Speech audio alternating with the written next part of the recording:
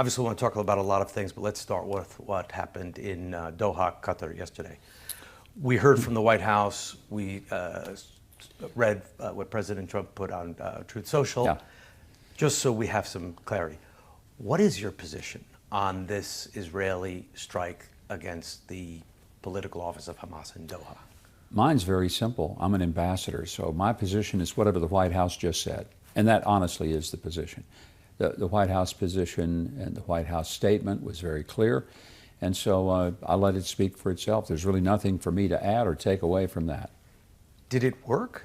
Did Israel kill these top Hamas leaders? We don't know yet. At the time at which we're talking, there's still a lot of information we don't know. I'm sure that we will know it within 24 to 48 hours, but as of right this moment, we just don't know.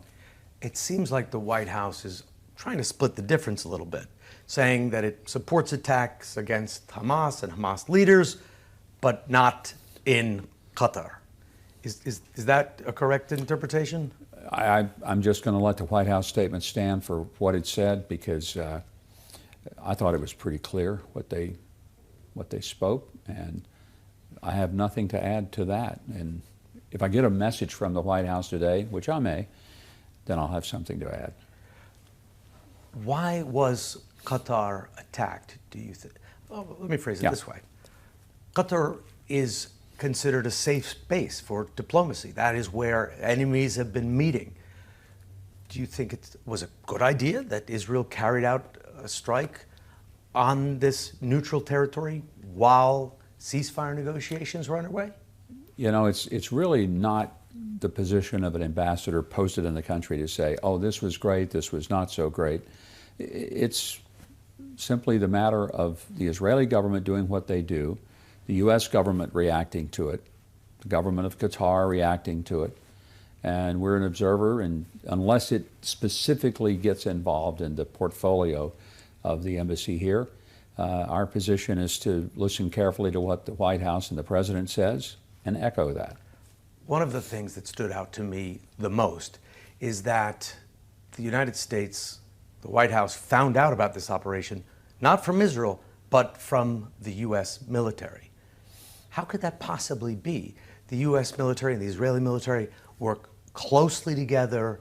How could the U.S. military be the last to know and not get a heads up? I don't know, because I wasn't privy to what the timeline was when the decisions were made and how they were executed.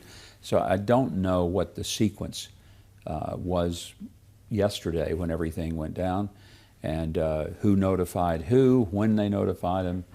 I simply have never been told those pieces of information. The White House laid it out. The White House said it was the U.S. military that noticed that this attack was happening while it was happening, then started to take action, notified the Qataris, but that it was too late to stop the attack. Again, how can that be when you have such a close relationship with Israel? Do you think that this was disrespectful, taking the U.S. for granted, taking President Trump's support for granted? Well, I don't see it that way. I just see it as that countries make decisions based on what they think their best interests are. And that doesn't mean everyone agrees. Sometimes we do, sometimes we may not. But in this case, there's just a lot. You seem to know more about what happened than I did. We were involved yesterday with a major activity, a 4th of July event that got postponed because of a war. That little war got in the way of our event.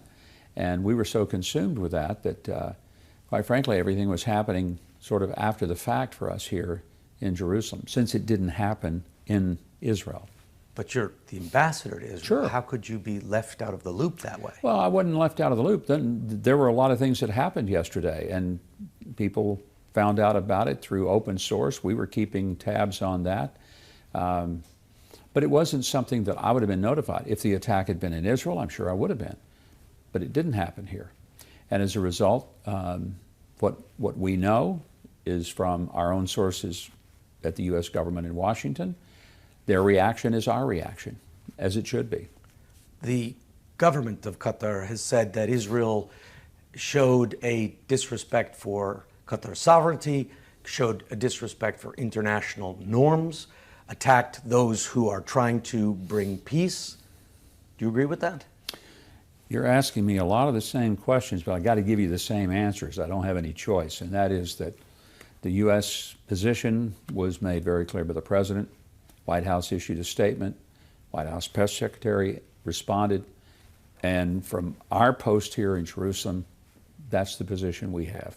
What message have you then relayed to your Israeli counterparts about what happened yesterday? Yeah, any message that we speak to them would certainly not be something that would be publicly shared unless it was agreed upon by all parties that it was appropriate to share. What message was conveyed by President Trump to Prime Minister Netanyahu? We know that President Trump said that he told the Qataris, the Emir and the Prime Minister, that this wouldn't happen again. And that President Trump was unhappy with what Israel did, particularly because it was in Qatar. Yeah, the President spoke about his conversation with the Prime Minister, and that was part of his statement. Do you think the attack was helpful in freeing the hostages? The hostage families here quickly expressed grave concern that this would, if not kill mediation efforts, certainly set them back at a time when a deal appears to be on the table, fairly close, perhaps. I can't speak to how people feel. I can say that the most recent proposal that was put on the table, primarily by the President, had been utterly rejected by Hamas. They said that they would not release all the hostages at once. They were not going to disarm and disappear.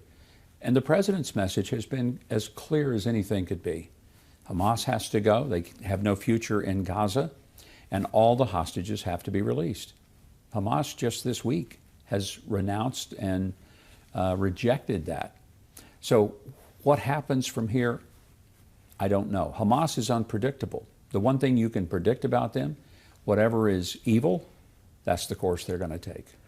But I'm asking about the families of the hostages who, I know that's an issue you've been concerned about. You've had many contacts with these hostage families, and they issued a statement expressing grave concern. So what would you tell those families right now who are concerned, who are worried that the mediators who are trying to get their beloved family members out of a horrendous situation, this captivity that they've been in for almost 2 years now in horrific conditions, what would you say to them after the country that has been working to get them out was attacked? Yeah, first of all, I meet with hostage families every week, sometimes several times a week. I don't think anyone speaks for all of them, because among the hostage families, there's a wide variety of views. Those range from believing it's Israel's fault to the U.S. fault to just blaming Hamas. I don't think anyone has a monolithic view of hostage families. So I wouldn't say, here's what hostage families say, because there's no one voice for all the hostage families. There just isn't. The one voice that's, to me, unanimous is the hostages are being tortured, mistreated, starved, exploited by Hamas. They've been held for over 700 days in the most horrific conditions. And it's just gone on beyond anyone's imagination. And the grief and the suffering for these families is impossible to even calculate. So no matter how this ends, I think all of us agree it needs to end with the remaining hostages home, both living and deceased. Give their families closure. Let the living ones return home, build their lives again. But Hamas, they cannot stay. What they've done, not just to the 1,200 on October 7th, but to the 250 hostages, forfeits any hope that they ever should have that they have a future. And I'm trying to understand, and I know your position, and I know you're kicking it back to what the White House said, but do you think what Israel did in Qatar helps move the peace process along, moves toward a ceasefire to get those hostages out, or sets the process back? I think the honest answer is we don't know. We'll know in the coming days, but we don't know today. what the result is in terms of the hostages. Let's hope that it moves forward, getting them back. That certainly would be the hope. And anything other than that would not be something I would even want to think about. The Israeli military has now issued a blanket evacuation order for Gaza City, where hundreds of thousands of people remain. Do you support this operation? Humanitarian groups have warned that it will be catastrophic for the people there who are already living hand to mouth in terrible conditions, barely hanging on as it is. It could all end today if Hamas would surrender. It could, and it should. It should have happened 700 days ago. The reason this has gone as it has, the reason that there has been the level of destruction and mayhem and deprivation in Gaza, is because Hamas, they don't care about their civilians. They don't care at all about their civilians. When their civilians are given warning to move out of a location because Israel says, we're going to target this building, they're very specific. Nobody does that. Nobody announces in advance the military target. The U.S. doesn't. And so everyone has an opportunity to clear out, to spare their lives and that of their family. But what Hamas does, they move the civilians back into those areas that have been announced as targets, and then they threaten to shoot anyone who gets away from the target because they don't care if their civilians get killed. It's good news for them to be able to say, look at all these civilians that were killed. Hamas is hiding in the tunnels protecting their own rear ends, and they're putting their civilians in harm's way intentionally so that somehow the narrative will be that Israel just killed a bunch of civilians. I'm not trying to exonerate Hamas. I'm not trying to defend their hostage taking or justify it in any way.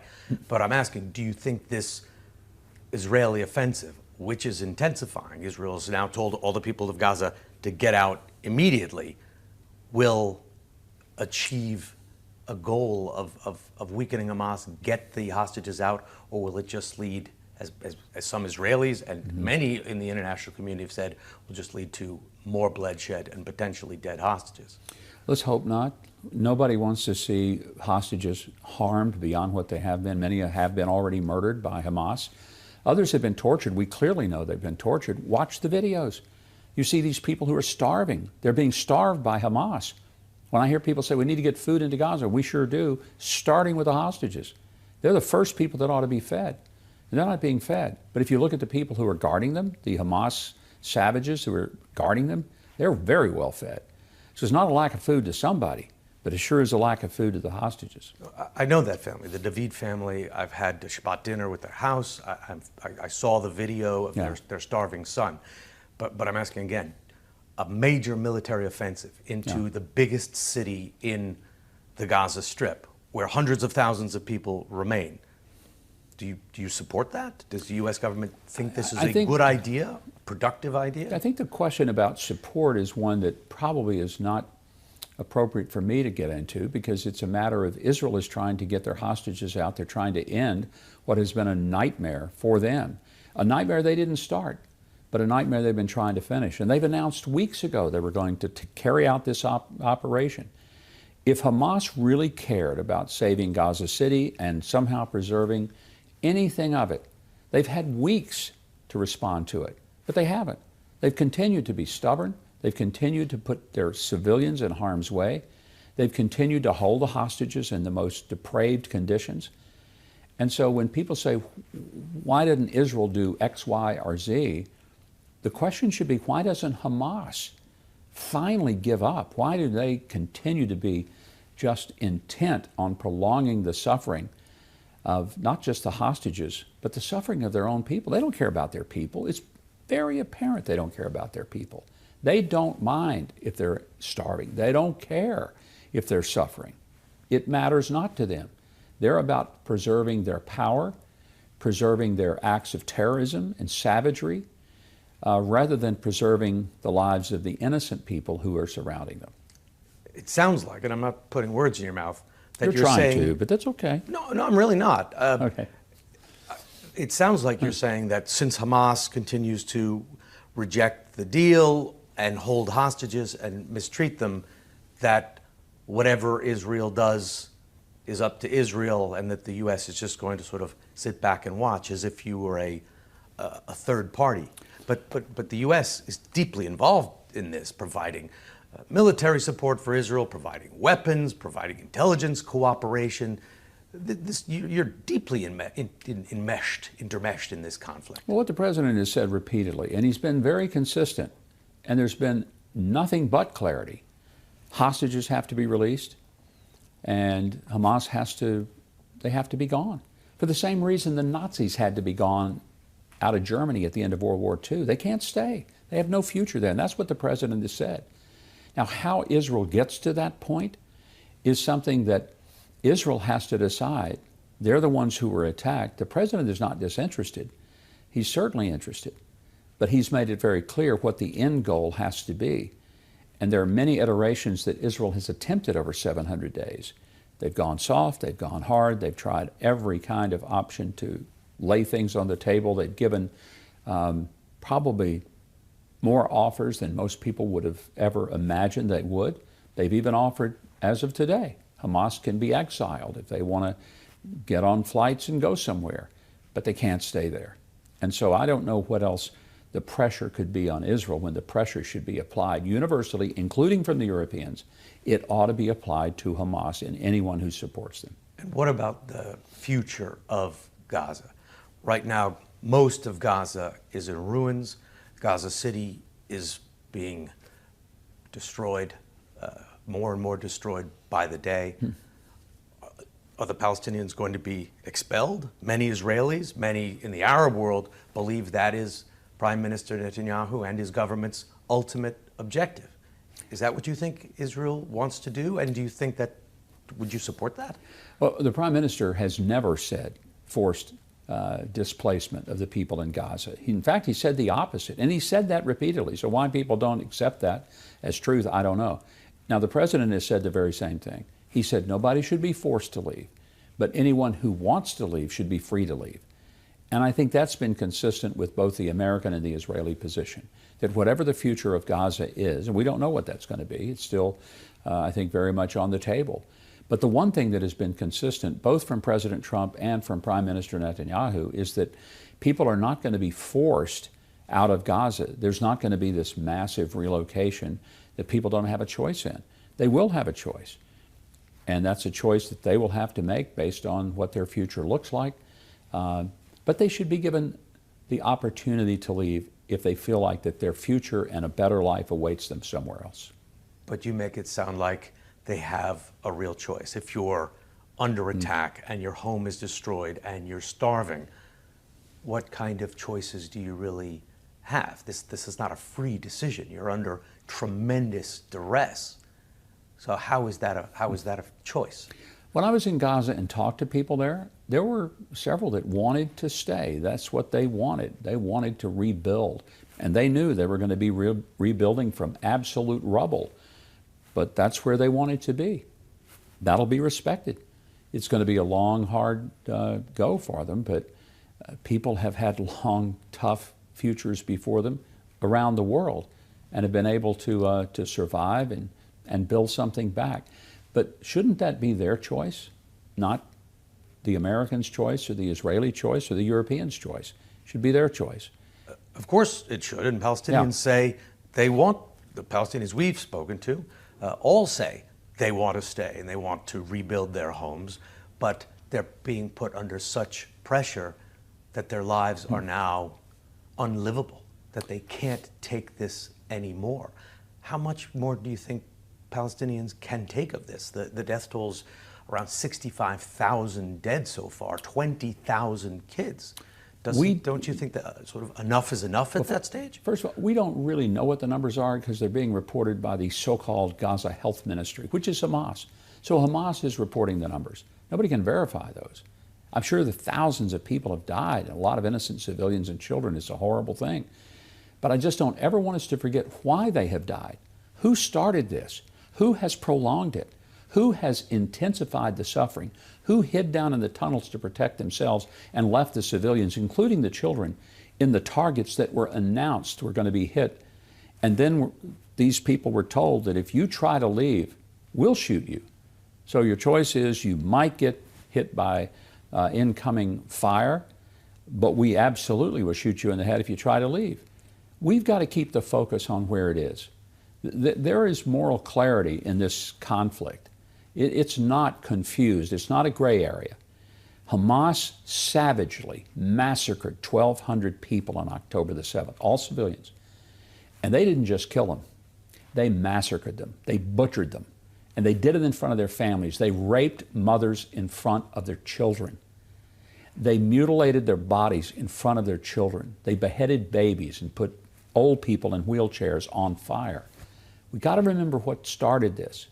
And President Trump, I think, has been so very clear in reminding us, whatever he says about this conflict, he always says, don't forget October 7th.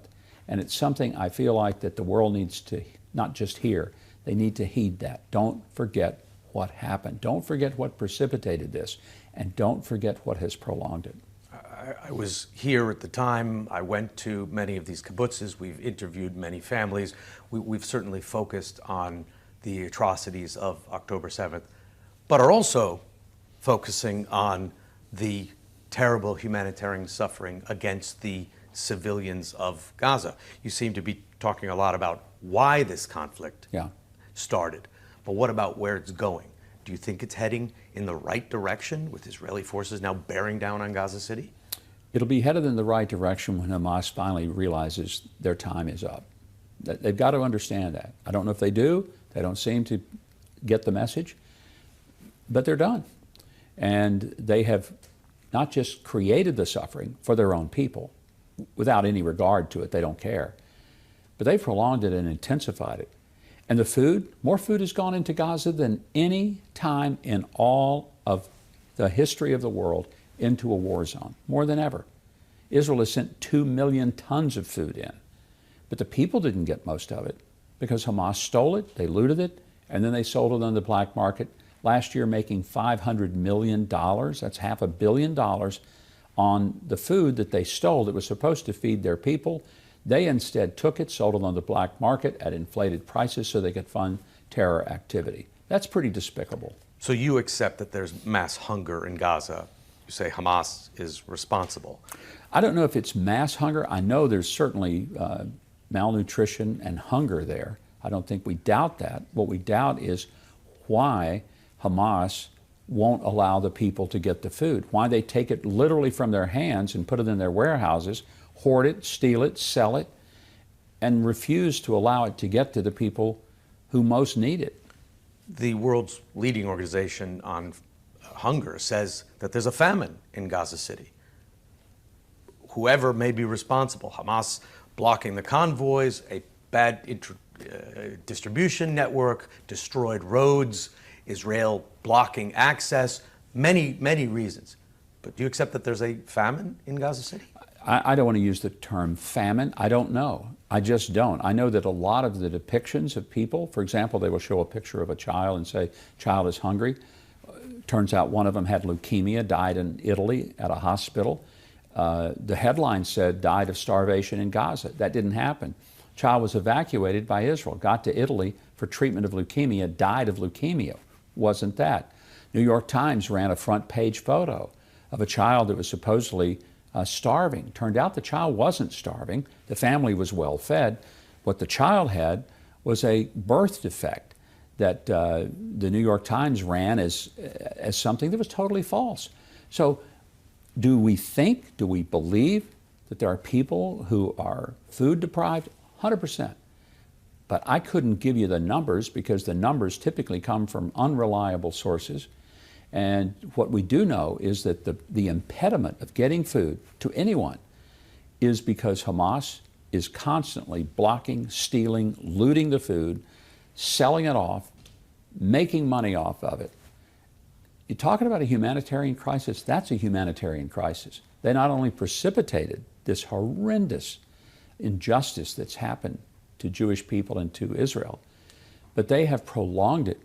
And now they've transferred the suffering not just to the Israelis, they've transferred the suffering to the Palestinians. The West Bank. Israel has talked openly about the annexation of the West Bank, which would mean taking the West Bank, land that could be part or central to a future Palestinian state, and making it a part of Israel. Do you support that? It's not a matter of what I support. I think people need to realize that the large amount of talk about and some of it's annexation, some of it is declaring sovereignty, there's a distinct legal difference. But it didn't really accelerate until you had President Macron and the Europeans from Great Britain and the Netherlands and Norway and Ireland starting to say, we're just going to unilaterally declare a Palestinian state. Well, first of all, that's a violation of Oslo. It makes no sense that they would do that. But there were three things that immediately happened when they started pushing for that in this UN conference, which is a stunt. The U.S. has nothing to do with it. We've vehemently opposed this nonsense at the UN. But what it did were three things. First, it ended any hostage negotiations that were going on at the time. Secretary Rubio has spoken of that numerous times. The second thing it did, we were in the process of trying to resolve what is a very serious financial crisis in the Palestinian Authority, with money transfers being withheld because of the ongoing pay for slay and the ongoing problem with curriculum and textbooks. We were making progress. I was shuttling back and forth between Ramallah and Jerusalem. Once this started, it ended. There was no further movement on it. And the third thing it did, it revived the talk pretty seriously about declaring sovereignty in parts of Judea and Samaria or annexation. So I don't know what the Europeans thought they were going to achieve by this very ill-timed thought of declaring a Palestinian state just unilaterally, but I know what it did, and I have a feeling it's the polar opposite of what they really wanted. I know we're being told to wrap up, but this has to be the last question because you sort of raised it yourself. You use the terms Judea and Samaria, which is the same term that the Israeli government uses, that the Israeli settlers use, but it is not the term that the U.S. government has used for many years, that the State Department has described it. They've described it as the West Bank or sometimes the occupied West Bank. By using these sort of biblical terms, many believe that you're on the side of the settlers, that you're on the side of expansion into the West Bank, aka Judea and Samaria. I'm on the side of history. I mean, these terms, Judea and Samaria, have been there for several thousand years, as opposed to West Bank, which is a very indescriptive term. West Bank, how much of a West Bank? 1 mile, 10 miles, 100 miles? What is the West Bank? And that's something that is a very modern term since 1967. The terms Judea and Samaria go back to biblical history, and 80% of even the Bible is about Judea and Samaria. So it's just a more definitive term, a more accurate term, a more descriptive term, and a historically more accurate term. We thank you for watching, and remember, stay updated on breaking news and top stories on the NBC News app or watch live on our YouTube channel.